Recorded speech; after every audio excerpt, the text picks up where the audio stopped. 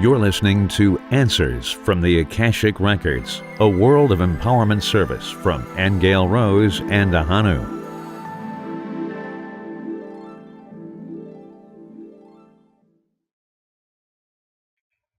Hello, everybody. Thanks for joining us today, a day late, as we were traveling, as many of you know, who join us on Facebook. And for those of you who haven't joined us on Facebook, a lot of pictures of our adventures where you can see what we've been up to. We just got back from England and had an incredible time there collecting sacred earth waters. So do join us on Facebook so that you can keep abreast of what we're doing with this sacred work. All right, I'm going to go ahead and say the prayer now.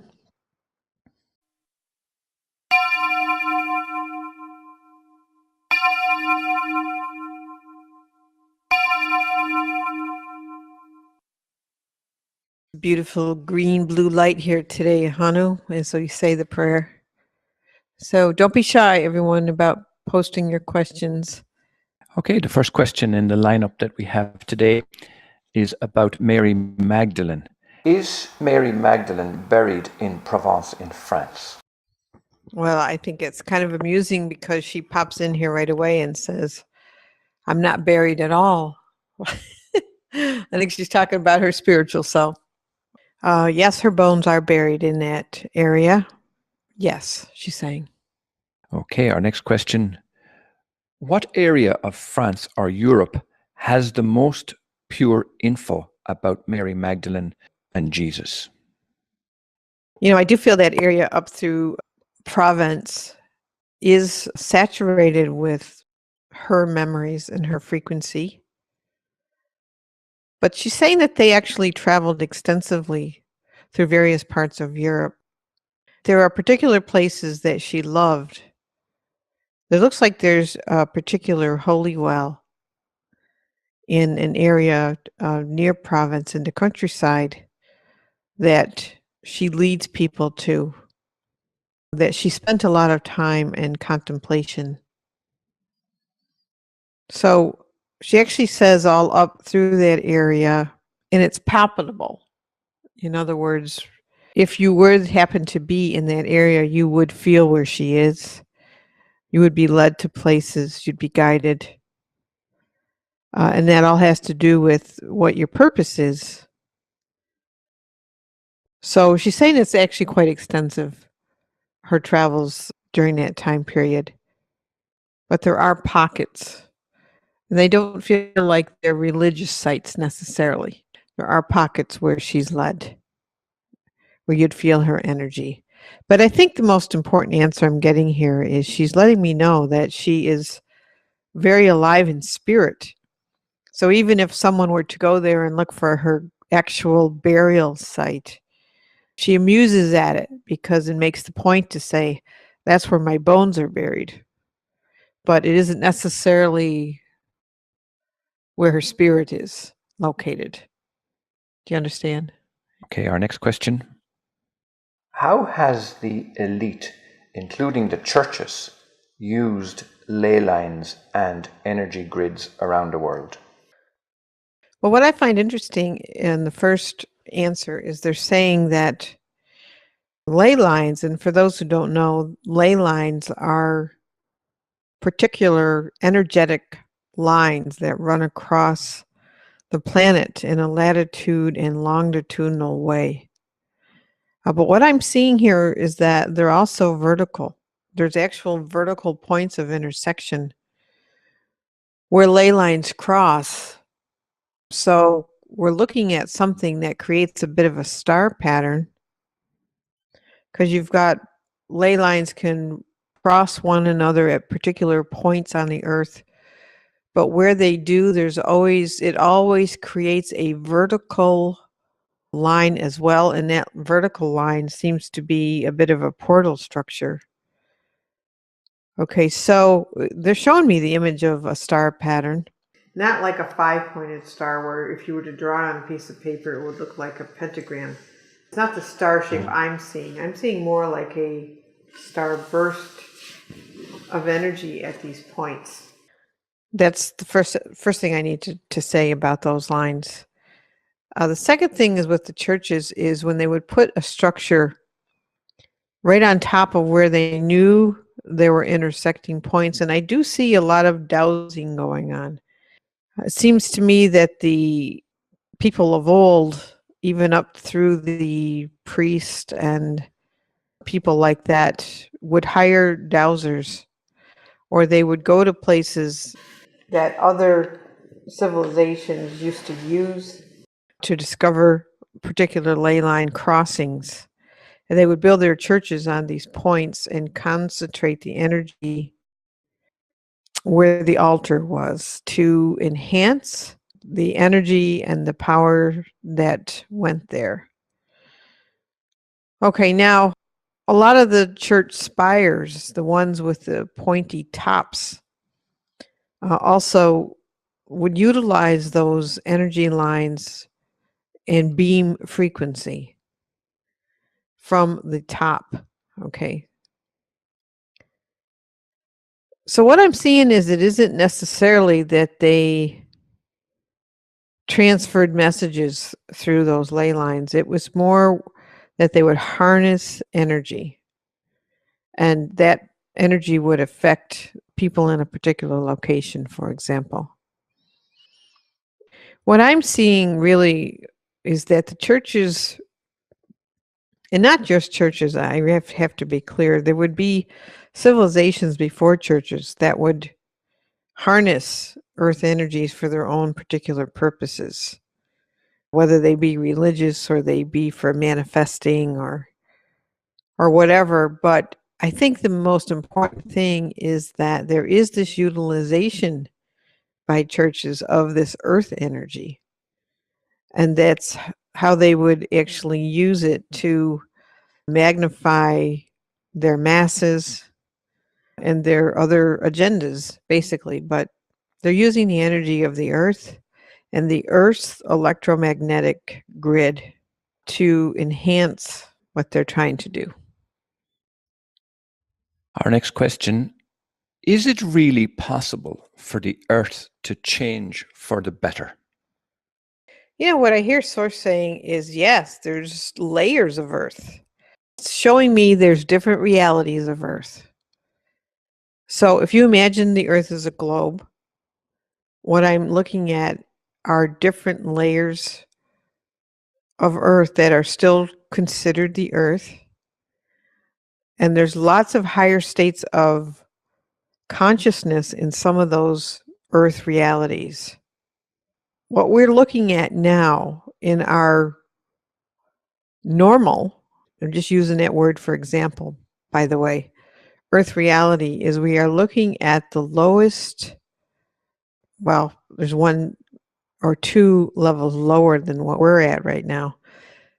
But we are looking at a layer of earth that is very low in vibration. What I'm meaning by that is when we take a look at the horrible distortions that are going on in areas of the world right now, okay, with the way we treat one another, the way we treat women, the way we treat animals, and the environment. This is a very low frequency earth. And many of us have come into this lower level of the earth to try to dissolve some of this negativity so that this particular phase can be, I'm going to use the word reconciled, but what I'm really seeing is it's a phasing out of it. So a lot of us, like I mentioned, have come here to help phase out this particular lower density of earth. Okay, however, Source is making it clear that there are many heavens of earth itself already present.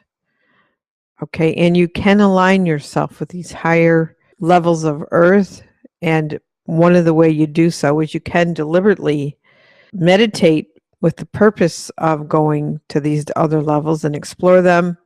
You can practice out-of-body travel and go there. When you change your own consciousness, you'll find yourself in these higher levels of earth. it's not like it's just one heaven that people go to. Source is calling these other levels of earth heavens to make the point, or to give us a feeling or a visual image that we might imagine heaven would be like. But there's many, many other levels of the earth being herself that are very beautiful and harmonious and higher consciousness. Our next question: how does Source feel about what's happening on the earth now? Well, we kind of answered it, but let me see what else. Okay, so it's assuming we're speaking of this lower level of earth that I just mentioned, that we find ourselves in our quote unquote normal reality. So Source is showing me that it's energetically, it's hugely chaotic. Not at all in harmony, and very much like a tangled ball of yarn. It's a very interesting answer, everyone, because in a way, Source is saying that it is outside of that. In other words, when we ask Source, how does it feel about this earth? It's almost like it isn't touched by it, because it is vibrationally outside of this chaos. So I feel very much like it's saying that in a way we're an isolated frequency and it doesn't match the harmony of Source. And that's kind of an interesting answer, because even though Source is observing it and is aware of it, it is not affected by it, and it is not in this reality at that level. And it's also saying that it is up to each one of us to see Source. In other words, the levels at which Source functions are of great beauty and harmony, and joy and happiness. It's not so much about what Source thinks about this, as much as Source is saying it's up to us to search for the heaven worlds, to go towards the heaven worlds where we will find Source and be in its frequency. Why are we here and where are we going? Well, Source is saying we are here for transformation. You know, like I mentioned earlier, many of us deliberately came here to dissolve this ball of yarn, okay, to move it to a different level of awareness and perception.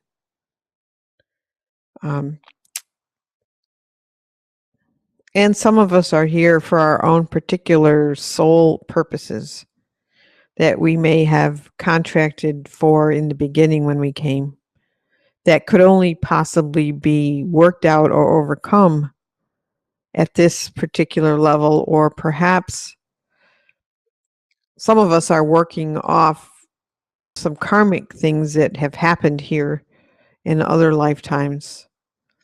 And this is the plane of reconciliation for those.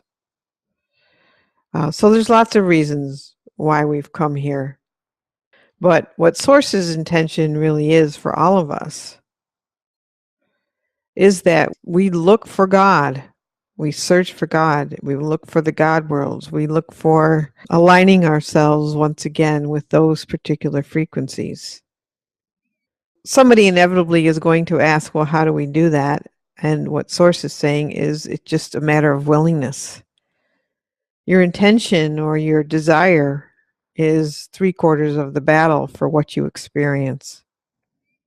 So it's saying that it just takes a wanting to know about these other worlds, or to be able to have your perception shift so that you can see something else. And here's a little example.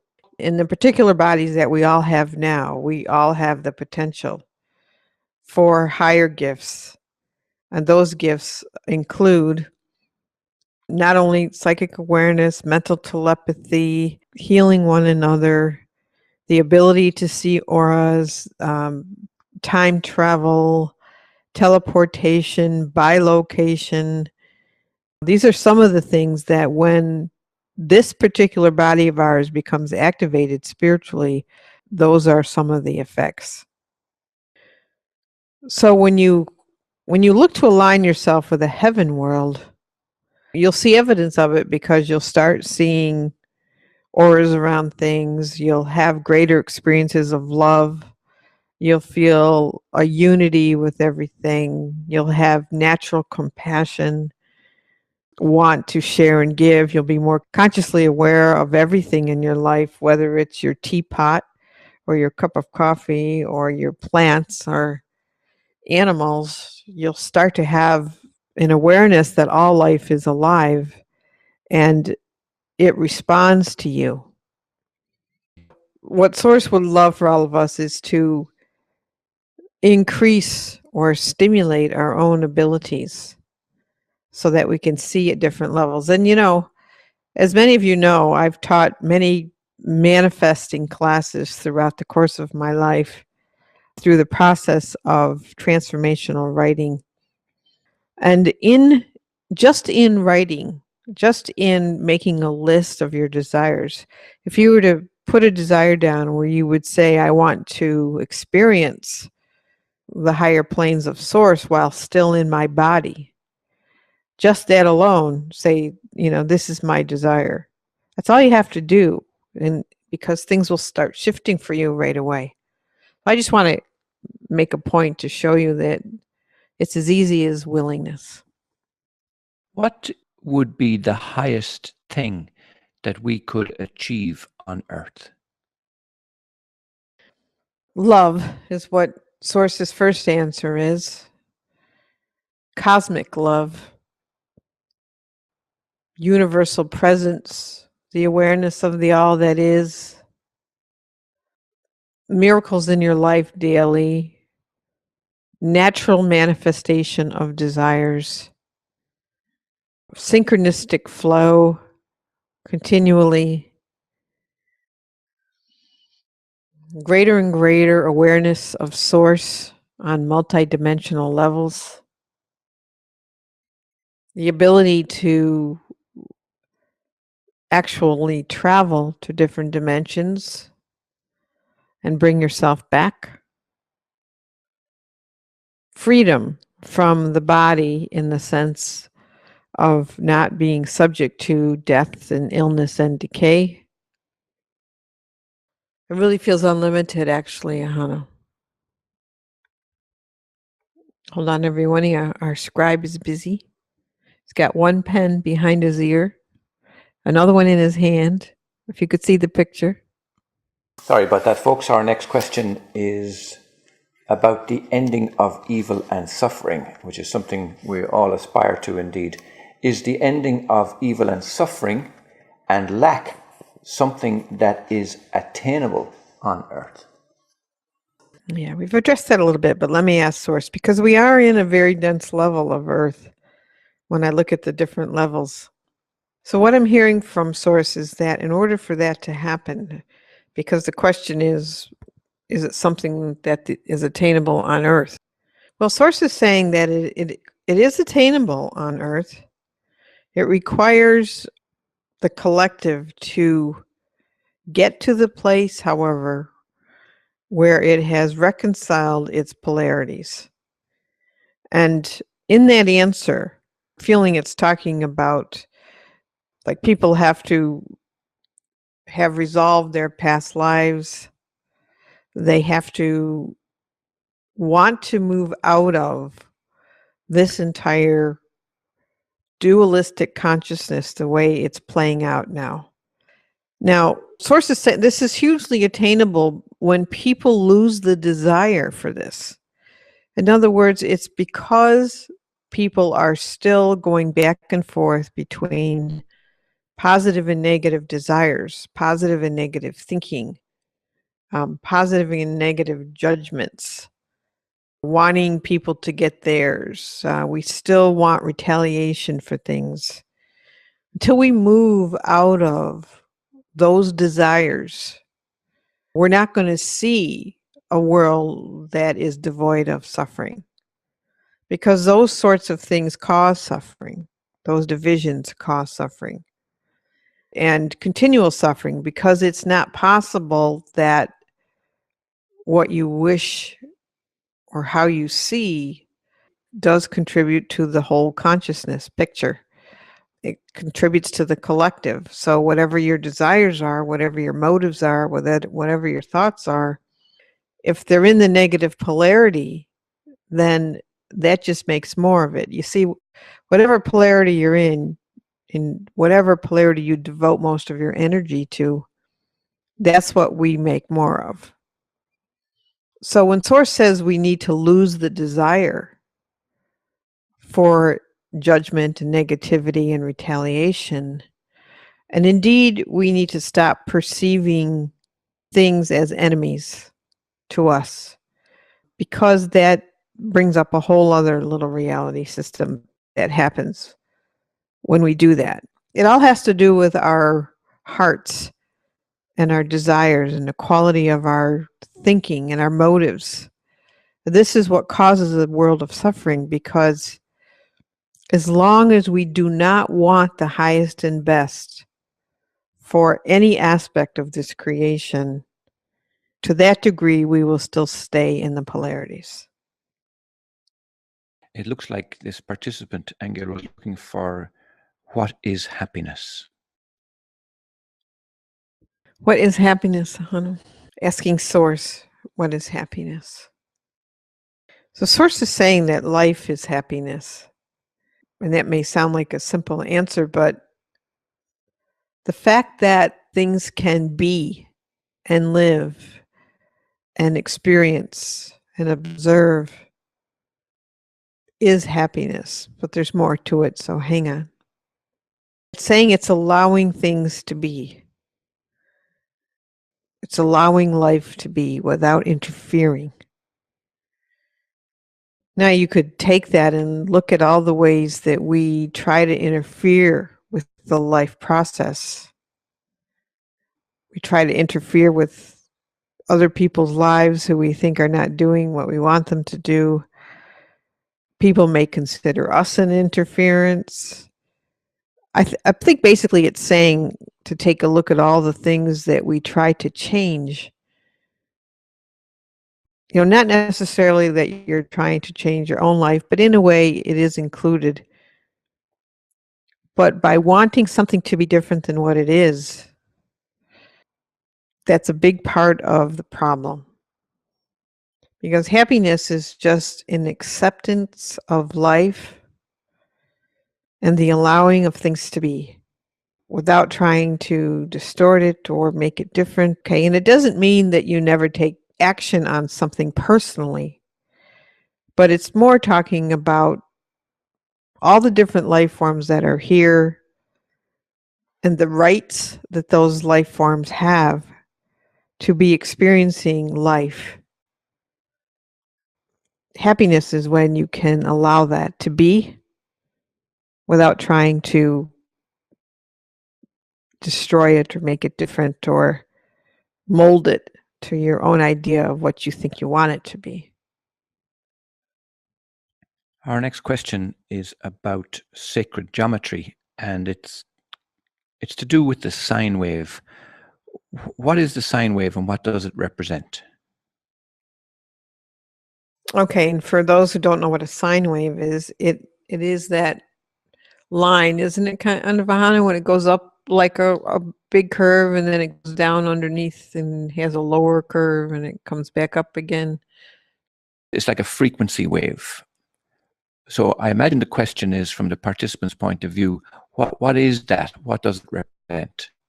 Well, first thing Source is saying that it is a rhythm measurement, first of all. And almost like a breathing rhythm. Inhale and exhale and inhale and exhale.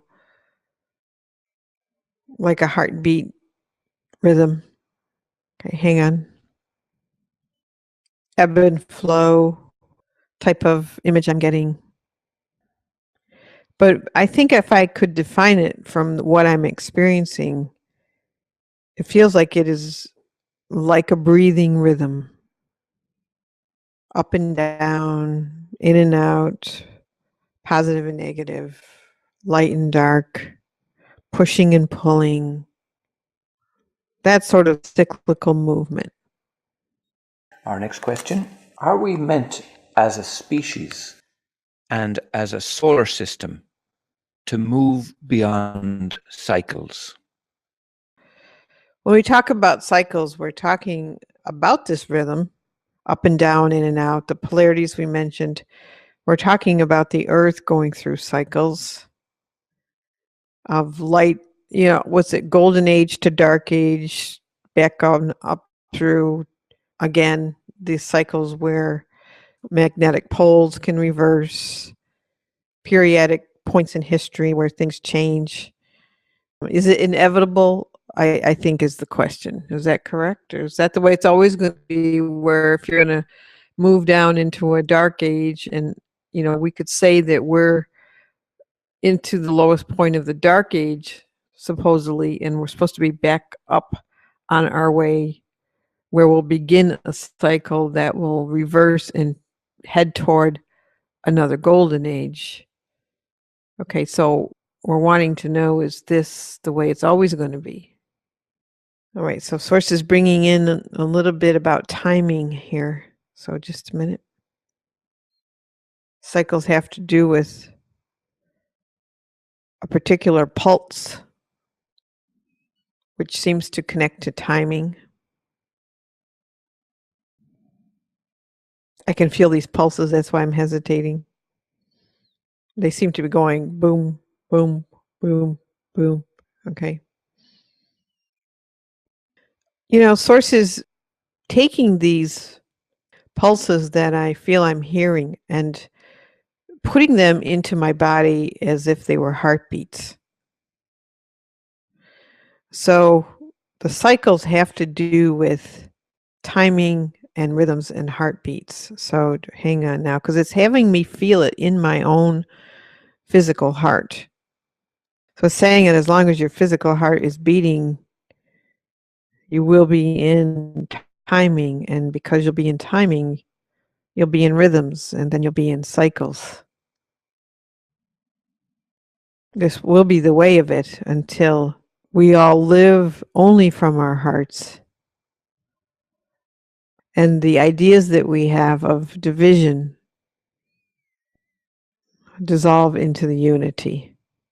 Only at that point will the rhythms and the cycles of ebb and flow and up and down and good and bad and light and dark, only at that point will they no longer be.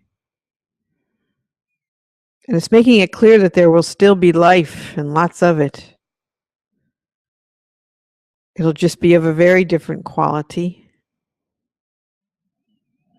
But it requires that all beings live from unity consciousness, which begins from the heart. Love-based, harmony and no division. So just give me a minute, everyone, because I do want to ask Source then, what is it that actually causes the cycles? I mean, what is it about our dualistic ideas that cause this up and down, even in the galaxies? Okay, just a second.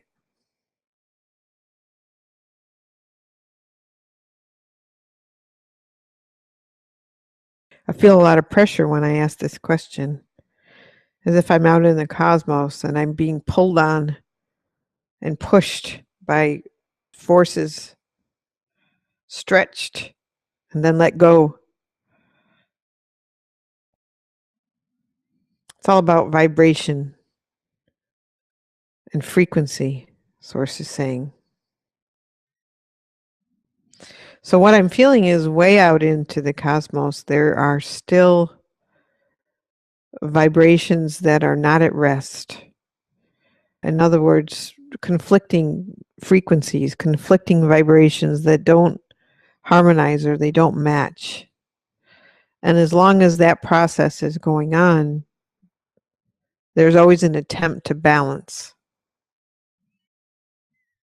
And what we experience in a lot of our lives or in the cosmos is the attempting at those forces to balance. But Source is coming full circle with this and saying, if consciousness itself was aware of this vibration and the conflicting parts of it, it could do a lot with its own beingness to harmonize what's going on in what perceives to be our outer worlds, but they're really not. So in a sense, we're in effect of things that are still going on throughout the universe. That's the answer. Our final question today, Aingeal Rose, is: I was informed by a honeysuckle a long time ago that it loved the wind. It was its partner in the dance of life. And later I questioned a maple tree who said much the same thing, and that a ravaging storm was like sex for them.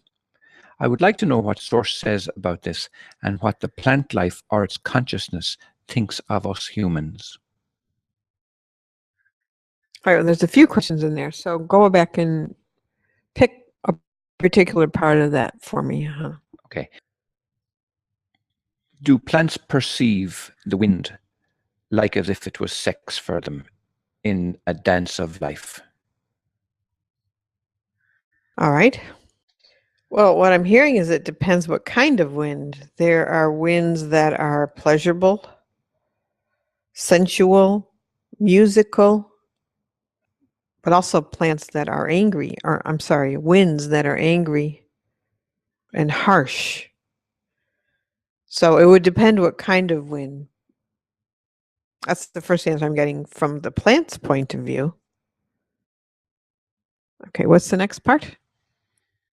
In the whole sex part, Ahonu, well, humans experience sex in very different ways. So maybe some of the wind sex is good for plants and maybe it isn't. Yeah, sounds go ahead. interesting thing to contemplate, Aingeal Rose. I would like to know what Source says about plant life and what the plants' consciousness think of us humans. Oh, what do the plants think of us? Okay. Well, some of us are very nice, it's saying, and a lot of plants really would love working with us. They would love that relationship, actually, to work more closely with humans and have humans be more aware of them as, the working relationship that we have with plants. There are plants that think that some humans mistreat them and don't understand them at all. So not all humans are nice. But in general, they like humans. They like it when humans are aware of them and work with them, and they would communicate a lot more with people. I'm not just talking about trees. I'm talking about, if you're going to plant a garden, for example, the flower species would love to work with us, the fruit trees, the spirits of all the different plant lives will tell you a whole lot, not only about gardening, but about what goes with what, because among themselves, they don't all like each other. I find that interesting because there are plants that are in harmony with each other, like good friends. And then there are plants that, certain frequencies of other plants around them does not feel good. They would like it is if we were humans were more conscious of that and would ask the plants what they wanted to be near or what they would like growing near them, or, in other words, they're telling us they'll communicate with us at those levels. They do feel, and they feel everything. So be more aware of, what did somebody say once? That the aroma that we smell from cut grass is really the fear response that the grass gives off from being cut. So that's something to contemplate, isn't it?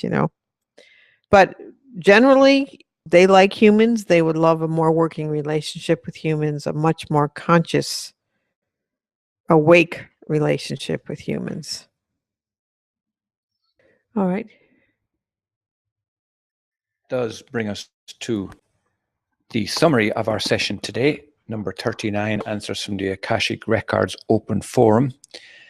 And we found out from the session today that Mary Magdalene was buried in the Provence area of France.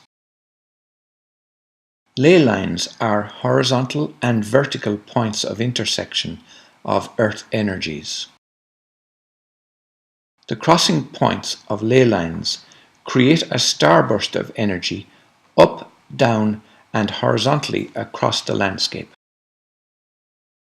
The crossing point of ley lines creates a portal structure. In the past, churches hired dowsers to locate and verify ley lines for their buildings. Church spires magnify ley line energy to affect people in their locality. There are many layers of earth realities available to us. There are many layers of earth realities that could be considered heaven worlds. Our level of earth reality is the plane of reconciliation for karmic imprints. Source's intention for us is to realign ourselves once again with the frequency of love. Many times our desires determine our earth experiences. Of the many layers of earth realities, our present earth one is one of the lowest. Many of us are here to dissolve negativity on the earth plane. Many of us are here to phase out the lower densities of our present earth. There are many heaven worlds in creation. Right now, the earth is hugely chaotic, like a tangled ball of yarn. It is up to each one of us to see Source in all things. It is up to each one of us to seek and find the heaven worlds in all realities. Love gives us the awareness of all that is, daily miracles, natural manifestation of desires, synchronistic flow, greater awareness of Source, the ability to travel to different dimensions, and the freedom from the limitations of the body. Until we move out of base desires, we're not going to see a world that is devoid of suffering. Whatever polarity you devote most of your energy to, that's what you make more of. The world of suffering is caused by our motives and our desires. As long as we do not want the highest and best for any aspect of creation, to that degree we will stay in the polarities. Happiness is that things can be and live and experience and observe without interference. Unhappiness is trying to force something to be different than what it is. When the rhythms of nature dissolve into unity, then time will be no more. A life outside of time requires one to live in unity consciousness. Way out in the cosmos, there are vibrations that are not at rest. We experience life as forces attempting to balance. That brings us to the end of our session today. As I mentioned at the outset, do go to worldofempowerment.com, look up the blog link there, and you will find a free download to our Meditation to Paradise Earth. All participants will receive a recording of this particular session in your mailbox. And now, to formally close the session, I'm going to ask Aingeal Rose to come back and say the prayer.